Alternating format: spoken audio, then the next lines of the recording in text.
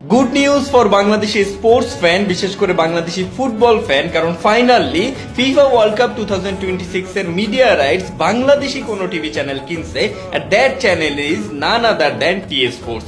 এই জন্য TA sports কে অসংখ্য ধন্যবাদ। সো ফাইনালি আমরা নিশ্চিন্তে বাংলাদেশি কোন টিভি চ্যানেলে টিভির স্ক্রিনে পরিবারের সাথে বসে ফিফা ওয়ার্ল্ড কাপ 2026 এর সবগুলা ম্যাচ দেখতে পারবো।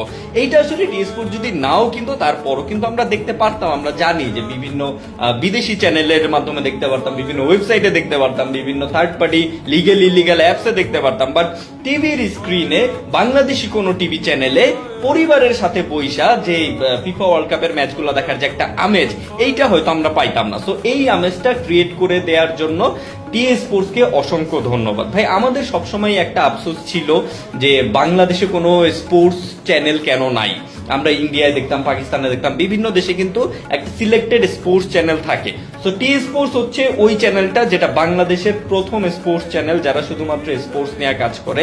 এই জন্য আসলে টিএ স্পোর্টস কে হয়তো কখনো ধন্যবাদ দেওয়া হয় নাই। সো আজকে একই সাথে দুইটা ধন্যবাদ দিয়ে দিলাম যে এই যে ফিফা ওয়ার্ল্ড কাপ 2026 এর মিডিয়া রাইটস কেনার জন্য এবং বাংলাদেশের প্রথম স্পোর্টস ভিত্তিক চ্যানেল ক্রিয়েট করার জন্য টিএ স্পোর্টস কে অসংখ্য ধন্যবাদ। আমরা জানতাম যে মিডিয়া রাইটস এর দাম এবার ফিফা ওয়ার্ল্ড কাপ 2026 এর মিডিয়া রাইটস এর দাম অনেক ধরা হয়েছিল, সম্ভবত অলমোস্ট 400 কোটি টাকার মতো। সো এত দাম দিয়ে যে টিএ স্পোর্টস আমাদের জন্য মিডিয়া রাইটসটা কিনছে, যদিও এটা তাদের বিজনেসের জন্যই কিনছে, তাদের ব্যবসার প্রসঙ্গেই কিনছে, বাট আলটিমেটলি কিনছে তো আমাদের জন্য।